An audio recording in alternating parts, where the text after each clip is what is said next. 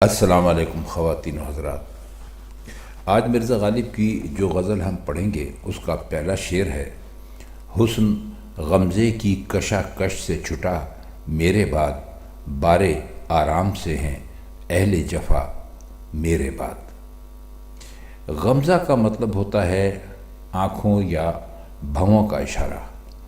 مطلب ہے کہ محبوب کی دلکش دل فریب ادائیں جن سے وہ عاشقوں کو اور زیادہ اپنا گرویدہ کر لیتے ہیں، اپنے اوپر عاشق بنا لیتے ہیں۔ کشاکش کا مطلب ہوتا ہے کھینچ تان، اور اہل جفا کہتے ہیں ظالم، یعنی یہاں ان کی مراد اپنی محبوب سے ہے۔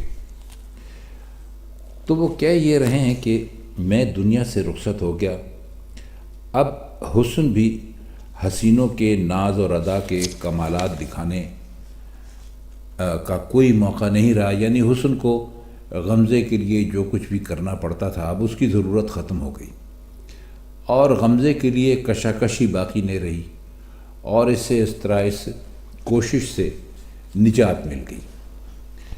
مقام شکر ہے کہ محبوبوں اور حسینوں کو آرام مل گیا، کیونکہ میرے بعد ناز و ادا کے سے جو ظلم ہے اس کو زیادہ بڑھانے کے لیے کرنے والا کوئی نظر نہیں آتا، وہ میں ہی تھا۔ اب شعر میں ذرا اس نقطے پر غور کیجئے کہ جو غمزے کی جو کوشش تھی اس سے نجات صرف اس حسین تک محدود نہیں رہی جس پر مرزا عاشق تھے، بلکہ انہوں نے سارے عالم حسن کو کہا کہ اس کھینچ تان سے نجات مل گئی اور تمام حسینوں کو آرام حاصل ہو گیا۔ یعنی حقیقی عشق کا جو حقیقی عشق کرنے والا تھا وہ محض ایک غالب تھا، اور اس کے سوا کسی اور میں جو محبت کی ضرورتیں ہوتی ہیں ان کو پورا کرنے کی صلاحیت ہی موجود نہیں تھی۔ تو انہوں نے یہ کہا کہ جی صرف وہی حسین نہیں، یعنی حسن میں تو بہت سارے تقریباً سارے حسین، تقریباً کیا یقیناً سارے حسین آ جاتے ہیں۔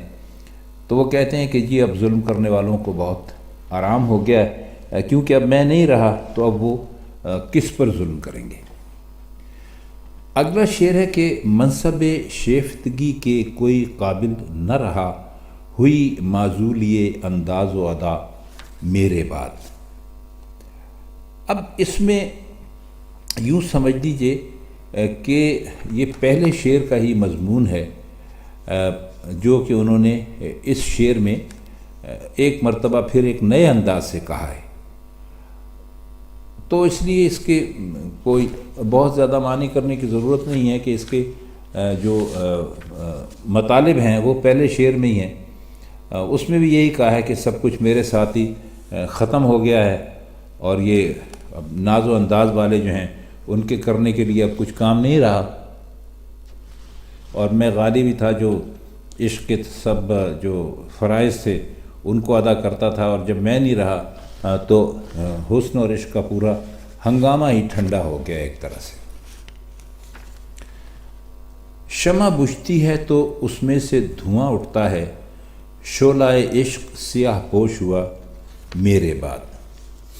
ہم نے اس اکیلے شعر کا بھی مطلب کیا تھا، تو آپ کو اس میں بتایا تھا کہ اگر آپ نے وہ شعر سنا ہے تو اس کے سارے معنی آپ کو آتے ہیں گے، لیکن اگر نہیں سنا، آپ صرف غزل ہی سن رہے ہیں، تو ہم اس کے معنی کیے دیتے ہیں کہ سیاہ پوش کہتے ہیں کالا لباس پہننے والے کو، اور شعلہ عشق تو ظاہر ہے کہ محبت کا شعلہ ہے، محبت کی بہت زیادہ شدت۔ اور یہ تو سچ ہے کہ آپ نے دیکھا ہوگا کہ جب آپ کسی چراغ کو یا کسی شمع کو بجھاتے ہیں تو اس میں سے تھوڑی دیر کے لیے دھواں تو نکلتا ہے۔ تو وہی کہہ رہے ہیں کہ جب شمع بجھتی ہے تو اس کے اندر جو موم کی شمع ہوتی ہے، موم بتی جسے کہتے ہیں، آپ نے دیکھا ہوگا، تو اس کے اندر جو ایک دھاگا پرویا ہوا ہوتا ہے، اس دھاگے کو کہتے ہیں رشتہ۔ تو اس کے رشتے سے دھوئیں کی لہر اٹھتی ہے۔ تو اس سے انہوں نے یہ نتیجہ نکالا کہ شمع کے بجھنے پر جو اس کا شعلہ تھا اس نے سیاہ ماتمی لباس پہن لیا، اور اپنے لیے کہتے ہیں کہ جب میری شمع حیات، میری زندگی کی شمع بجھی جو شعلہ عشق کا مرکز تھی، تو اس کے ماتم میں شعلہ عشق نے بھی سیاہ لباس ہی پسند کیا۔ مقصد یہ ہے کہ عشق کی حرارت اور رونق صرف میرے دم سے تھی، اور میری ہی شمع حیات سے عشق کی جو بزم تھی یا محفل تھی اس میں روشنی کا سر و سامان تھا۔ اب میں دنیا سے رخصت ہو گیا تو اب خود عشق کے شعلے کو سوگ میں، غم میں، افسوس میں سیاہ لباس پہننے کی ضرورت پیش آ گئی۔ ہم نے پہلے بھی عرض کیا تھا کہ آپ نے بھی دیکھا ہوگا کہ شعلہ یعنی جب شمع بجھتی ہے تو اس میں سے جو دھواں نکلتا ہے اس کے اندر سے، لیکن مرزا غالب نے اس کو یاد رکھا، یعنی ان کا مشاہدہ کس قدر گہرا تھا اور کس قدر حقیقت کے مطابق تھا کہ جو انہوں نے اس کو یاد رکھا اور اپنے شعر میں بیان کیا۔ شعر دیکھیے کہ خوں ہے دل خاک میں احوال بتاں پر، یعنی ان کے ناخن ہوئے محتاج حنا میرے بعد۔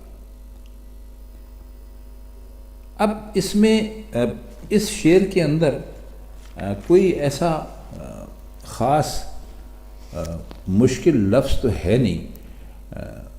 احوال بتاں کا مطلب ہے بتوں کا حال، یعنی محبوب کے لیے کہا ہے، اور حنا کہتے ہیں مہندی کو۔ تو اس میں کوئی خاص اتنے مشکل الفاظ ہیں نہیں۔ اس کا مطلب کچھ ایسے ہوگا کہ جب میں زندہ تھا تو حسینوں کو مہندی کا محتاج ہونے کی کوئی ضرورت نہیں تھی، کیونکہ وہ میرے خون دل سے اپنے ناخن رنگ لیتے تھے۔ اب دنیا میں نہیں رہا تو انہیں مہندی کی ضرورت پیش آئی، یعنی اب وہ محتاج حنا ہو گئے۔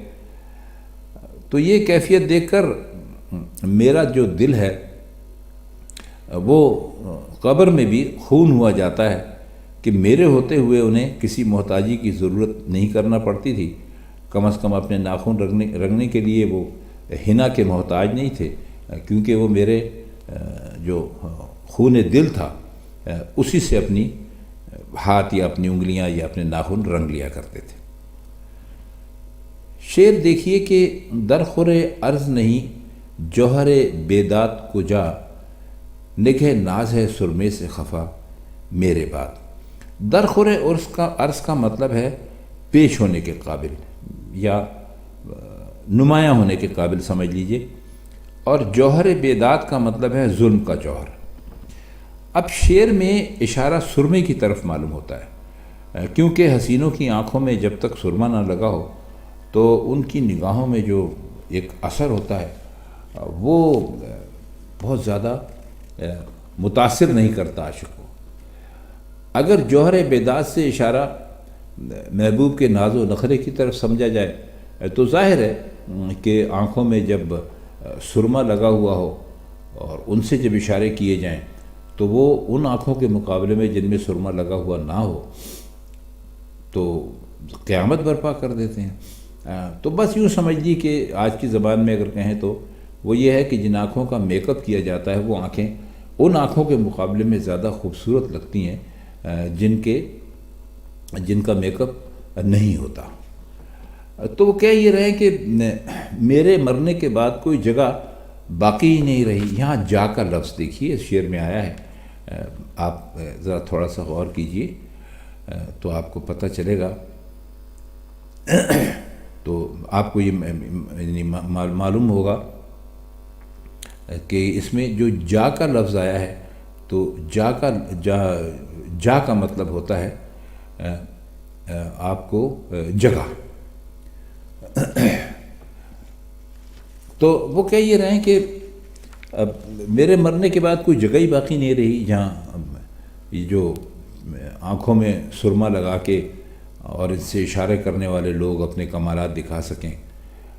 تو بس نتیجہ یہ نکلا کہ نگاہ ناز جو تھی وہ سرمے سے خفا ہو گئی، یعنی حسینوں نے سرما لگانا چھوڑ دیا۔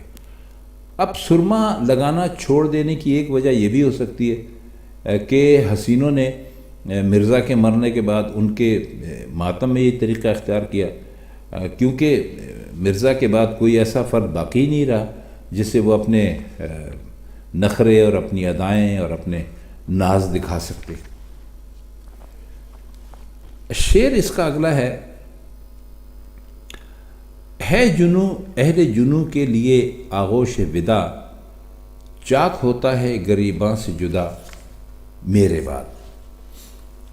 آغوش ودا کا مطلب ہوتا ہے رخصت کے وقت دوستوں سے یا اپنے محبوبوں سے جب آپ گلے ملتے ہیں تو اس کو آغوش ودا کہتے ہیں۔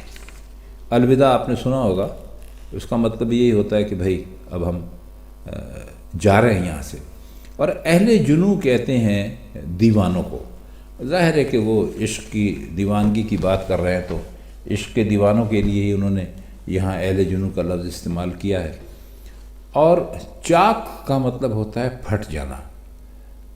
چاک ہوتا ہے گریباں سے جدا میرے بعد۔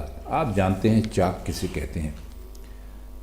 تو وہ کہتے ہیں کہ میرے مرنے کے بعد دیوانگی جو ہے وہ اہل جنوں سے یعنی پاگلوں سے، پاگل تو خیر نہیں کہیں گے، دیوانہ کہہ لیجئے آپ، کیونکہ یہ عاشقوں کو دیوانہ ہی کہا جاتا ہے، پاگل کا لفظ ذرا ان کے لیے مناسب نہیں لگتا۔ تو کہتے ہیں کہ میرے مرنے کے بعد جو دیوانگی ہے وہ اہل جنوں سے ہمیشہ کے لیے رخصت ہو رہی ہے، اور بغل گیری کی غرض سے اس نے باہیں پھیلا دی، یعنی اب دیوانگی کسی کو نصیب نہیں ہوگی، وہ ہمیشہ کے لیے جا رہی ہے۔ تو جب تک میں باقی تھا دیوانگی کے تمام سامان موجود تھے، یعنی جیسے دیوانے اپنے گریبان چاک کر لیتے ہیں وہ بھی ہوتا تھا، اب یہ سامان بھی جا رہا ہے اور چاک گریبان سے الگ ہو رہا ہے، اور آئندہ دامن جو ہیں وہ تار تار نہیں ہوں گے۔ یعنی مرزا کے ساتھ عشق کے علاوہ جنون بھی ہمیشہ کے لیے رخصت ہو گیا۔ کون ہوتا ہے حریف میں مرد افغن عشق، ہے مقرر لب ساقی پہ صلا میرے بعد۔ مرد افغن کا مطلب ہوتا ہے مردوں کو بیہوش کر کے گرا دینے والی شراب، اور صلا کہتے ہیں کھانے یا شراب پینے کے لیے بلانے کی آواز کو، یعنی عام دعوت کے لیے آپ اگر کسی کو بلائیں تو اس کو صلا کہتے ہیں۔ پنجابی میں اس لفظ نے صلح کی صورت اختیار کر لی ہے، بولتے ہیں کہ جی فلاں نے مجھے کھانے کی صلح بھی نہیں کی، یعنی کھانے کے لیے بلایا ہی نہیں۔ اس کی بہت اچھی تشریح کی ہے خواجہ حالی نے، وہ ہم آپ کی خدمت میں پیش کرتے ہیں۔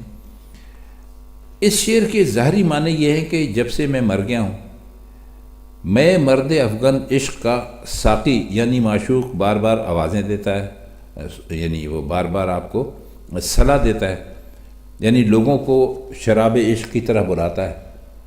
مطلب یہ کہ میرے بعد شراب عشق کا کوئی خریدار نہیں رہا، اس لیے اس کو بار بار صلاح دینے کی ضرورت ہوتی ہے۔ ہوتا ہے نا کہ آپ کو ایک مرتبہ اگر کوئی بلائے اور آپ نہ جائیں تو پھر وہ آپ کو دوبارہ بلائے، پھر تیسری بار بلائے، تو اس لیے اس وقت جو وہ ہے ساقی ہے وہ بھی بار بار بلا رہا ہے۔ یہ جو آپ نے دیکھا نا مقرر رب ساقی پہ صلاح، مقرر کا مطلب ہوتا ہے ایک مرتبہ پھر ایک مرتبہ پھر، ایسے نا لب ساقی یعنی ساقی کے ہونٹ۔ تو کہہ رہے ہیں کہ زیادہ غور کرنے کے بعد جیسا کہ مرزا خود بیان کرتے ہیں، اس میں نہایت ہی اچھے لطیف معنی پیدا ہوتے ہیں، اور وہ یہ ہے کہ پہلا مصرع یعنی ساقی کے صلاح کے الفاظ میں کون ہوتا ہے حریف میں مرد افغن عشق، اور اس مصرع کو وہ مکرر پڑھتا ہے، یعنی ایک دفعہ بلانے کے لہجے میں پڑھتا ہے، یعنی کوئی ہے جو میں مرد افغن عشق کا حریف ہے۔ جب اس آواز پر کوئی آواز نہیں آتی تو پھر اس کو دوبارہ پڑھتا ہے، یعنی کوئی نہیں ہوتا۔ اب یہ اس لہجے میں طرز ادا کو بہت دخل ہے، کسی کو بلانے کا لہجہ کوئی اور ہے اور مایوسی سے چپکے چپکے کہنے کا انداز اور ہے۔ جب اس طرح کسی لفظ کی بار بار تکرار کرو گے تو فوراً یہ معنی جو ہیں وہ یاد ہو جائیں گے۔ خواجہ حالی کی تشریح پر کسی اضافے کی ضرورت تو نہیں ہے، البتہ یہ عرض کر دینا ضروری معلوم ہوتا ہے کہ پورا مصرع ایسے انداز میں مرتب کرنا بہت دشوار ہے جسے پڑھتے وقت صرف لہجہ بدل لینے سے دو مختلف معنی پیدا ہو جائیں۔ یہ شعر اس اعتبار سے بالکل اپنی جگہ علیحدہ دکھائی دیتا ہے۔ شعر ہے کہ غم سے مرتا ہوں کہ اتنا نہیں دنیا میں کوئی کہ کرے تعزیت مہر و وفا میرے بعد۔ تعزیت تو آپ جانتے ہیں کسے کہتے ہیں، ماتم پرسی کرنا، کسی کو پرسہ دینا، جسے ہم لوگ آج کل افسوس کرنا کہتے ہیں کہ کوئی مر جائے تو اس کے لواحقین کے پاس جا کے فاتح خوانی کی جاتی ہے اور بھئی اس کا پرسہ دیا جاتا ہے کہ بھئی ہمیں ان کا بہت افسوس ہوا۔ مہر و وفا کا مطلب ہے محبت اور وفا۔ تو کیا وہ یہ رہے کہ میں مرنے سے پہلے اس غم میں گھل گھل کر مرا جا رہا ہوں کہ پوری دنیا میں کوئی ایسا نظر نہیں آتا جس سے امید رکھی جا سکے کہ وہ میرے مر جانے کے بعد میرے محبت اور وفا اور اس سب کی ماتم پرسی کرے، کیونکہ میں مر جاؤں گا تو ساتھ ہی میرے وفا پر بھی موت طاری ہو جائے گی۔ ان کی ماتم پرسی وہی کر سکتا ہے جسے زندگی کی اس نہایت قیمتی چیز کا یعنی محبت کا اور وفا کا صحیح اندازہ ہو۔ تو ان کے حق تو کون پورے کرے گا؟ یہ بھی ممکن نہیں کہ ان کے مر جانے پر سوگواری کا فرض ادا کرے۔ اپنے دم کے ساتھ مہر و وفا کی عظمت اور اپنے بعد ان بیش بہا خوبیوں کی ناقدری اور نہ پوچھنے کا کتنا بڑا اور کتنا اچھا نقشہ کھینچا ہے غالب نے اس شعر میں۔ ایک مطلب یہ بھی ہو سکتا ہے کہ مہر و وفا تو مدت سے موجود ہی نہیں تھے، میں ان پر آنسو بہاتا رہتا تھا اور اب میرے بعد کوئی اتنا بھی نہیں کہ ان کا ماتم کرتا رہے۔ آئیے شعر دیکھتے ہیں۔ آئے ہے بے کسی عشق پہ رونا غالب، کس کے گھر جائے گا سیلاب بلا میرے بعد۔ بے کسی کہتے ہیں بے بسی کو، اور آئے ہے کا مطلب یہاں پر ہے آتا ہے، اور سیلاب بلا یعنی بہت بڑا سیلاب۔ تو فرماتے ہیں کہ اے غالب، جب تک میں زندہ ہوں عشق کے سیلاب بلا کو سنبھالے بیٹھا ہوں، لیکن جب میں مر جاؤں گا تو یہ سیلاب کس کے گھر کا رخ کرے گا؟ کوئی ایسا گھر نظر نہیں آتا جو اس کا بوجھ اٹھا سکے۔ افسوس یہ ہے کہ میرے بعد عشق اس قدر بے کس اور یعنی بے قدر ہو جائے گا کہ مجھے اس کے تصور پر ہی رونا آ جاتا ہے۔ آپ نے اس ساری غزل کو سنا، آپ نے ایک چیز اس میں خاص بطور خاص دیکھی ہوگی کہ اس کے جتنے بھی اشعار ہیں وہ مسلسل ہیں، یعنی ایک ہی مضمون کے مختلف پہلو اس طرح سے مرزا غالب نے بیان کر دی ہیں اس کے اندر، یعنی مضمون ایک ہی چل رہا ہے لیکن اس میں جو اشعار ہیں وہ اس کے پہلو طرح طرح کے ہیں۔ تو مرزا غالب کی یہ غزل بھی مسلسل اشعار کا ایک نہایت ہی نادر اور نہایت ہی شاندار نمونہ ہے۔ تو خواتین حضرات، یہ تھی مرزا غالب کی آج کی غزل، اس کے مشکل الفاظ کی معنی اور کچھ شعروں کا مطلب جو ہم نے آپ کی خدمت میں پیش کیا۔ اگر آپ کو ہمارا یہ پروگرام اچھا لگ رہا ہو تو آپ اسے لائک کے ساتھ سبسکرائب کیا کریں تاکہ ہمیں اندازہ ہو سکے کہ یہاں پر جو کچھ ہم کوشش کر رہے ہیں وہ واقعی آپ کو پسند بھی آتی ہے یا نہیں۔ تو مرزا غالب کی کسی اور غزل کے ساتھ انشاءاللہ جلد آپ کی خدمت میں پھر حاضر ہوں گے۔ تب تک کے لیے ہم چاہتے ہیں آپ سے اجازت۔ خدا حافظ۔